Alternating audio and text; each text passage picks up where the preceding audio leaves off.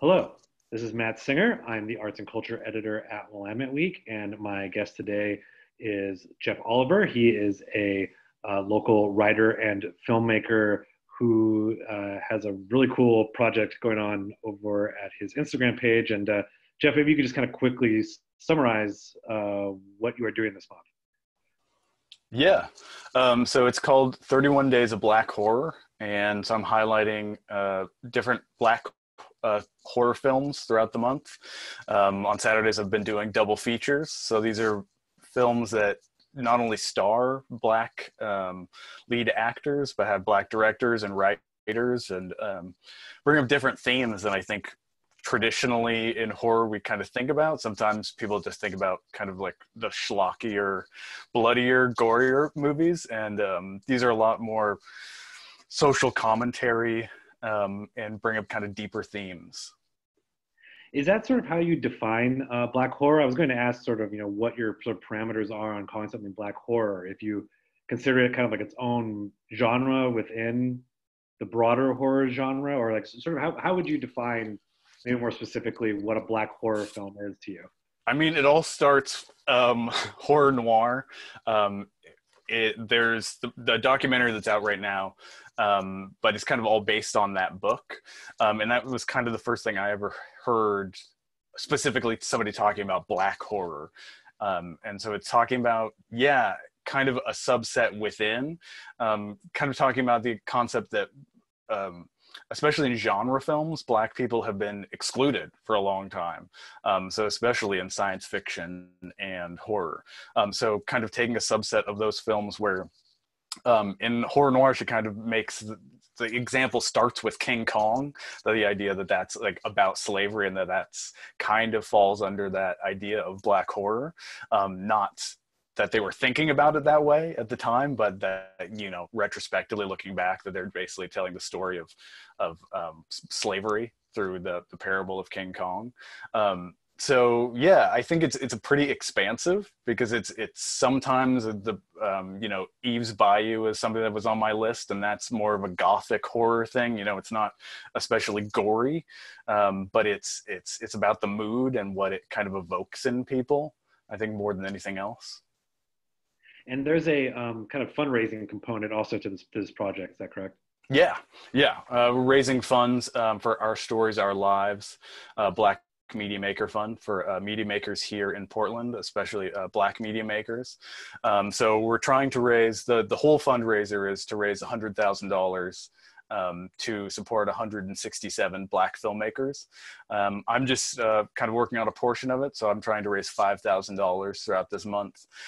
So that would specifically fund 8 Black media makers with an unlimited grant that's $5.99, and they kind of get unlimited use of that money for projects or for supporting themselves. Especially right now, telling those stories, I think, is kind of a priority, or should be a priority here in Portland. Yeah, absolutely. Awesome. So tell me a bit about just sort of your interest in horror in general. I mean, would you say that like, are you doing this just because it happens to be October, or has horror always sort of been a fascination for you? It's always been, when I was a really small kid, I was terrified of of things, like pretty much everything. I was like a scaredy cat. And at a certain point, I think it was about high school, I really fell in love with horror films. I think I sort of understood then what makes horror work. I mean, like the landmark moment for me was seeing Night of the Living Dead when I was in high school, and being like blown away by the social commentary of this film that is very low budget and shot in a farmhouse, and it was just fascinating to me. And after that, I just tried to watch all the horror films I could get my hands on. So I dug deep into especially Italian horror, which has a huge there's a ton of those, and so I'd loved it for years. And it wasn't really until horror noir, the documentary came out last year, and Get Out a few years before, that I feel like there's kind of now a culmination of Black people kind of taking control of our destiny in these horror films, and like kind of talking about all the things that we've thought about for years, like, hey, why do we always die first in these movies and like the 90s, or why are, you know, all these kind of tropes. And now kind of understanding it, it's been amazing in kind of the community building we've been doing, and saying like, oh, have you seen this one? No, I haven't. You know, these lost 70s films, 40s films, 80s films, there's so many of them out there that I'm excited to kind of share what I've seen with other people. You know, you mentioned Get Out, which is sort of, you know, it gets credit for kind of sparking a renaissance of Black horror films, or at least sort of showing the viability from a box office perspective of, you know, a film that is, you know, predominantly a Black cast and has, you know, very serious, you know, racial themes to it. What do you think? What was it about that film that resonated with audiences so much? I think, you know, what you're talking about. I mean, like that it is a horror film that talks about society in a way that I feel like no big movie had done for a long time. Like it goes to a deeper level. It's not a Saw torture porn kind of thing. It's, you know, it's bringing it into politics. You know, the bad guys in it are like, you know, I would have voted for Obama for a third term. And so it's this kind of, I think, you know, changing of the guard in terms of horror tropes. And I think the fact that it was Jordan Peele, who is known for comedy, for him to take those chops and use it in horror. I think, you know, a lot of people in comedy talk about, you know, horror and comedy kind of have the same rhythm. Like you have to kind of get your beats right to scare somebody or to make somebody laugh. So I think that was, you know, those are the elements that really made it kind of the landmark that, you know, people are trying to attain in these newer films.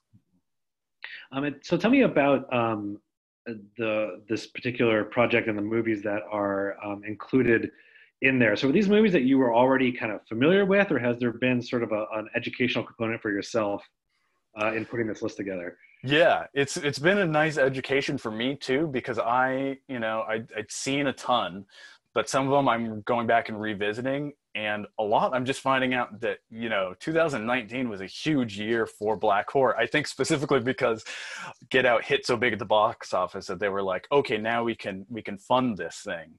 And so I've been watching a ton that I'd never seen before.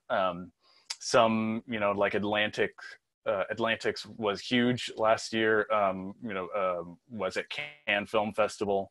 So it's really been an education of what they can be, because I think, you know, horror sometimes gets limited, and it's been a huge education for me in what it can be going forward. What's been sort of like your greatest discovery so far? There's been a couple. I think Sweetheart is the one that like really blew me away. It's on Netflix. It's by this director, J.D. Dillard, and I just was like cruising on Netflix and thinking, you know, I wonder if there's any good ones on here. And I hadn't heard about Sweetheart, and I was like, well, I'll just give it a try. There's been a couple that I hadn't really enjoyed, and that one I think hit me the hardest since I've seen since Get Out. That it has a message, and when you figure out what it's saying, I think it's incredibly fun, and makes a really good message. And you had told us in our this previous interview that sort of your holy grail horror film is Dawn of the Dead. Yes. Tell me a bit about your relationship with that movie. Why does that resonate so much with you? I don't know. I have the VHS sitting right here. I saw it at the right time in my life. I had just moved out of my house when I was 18. I remember eating ramen on the floor, watching it maybe on VHS, maybe it was DVD.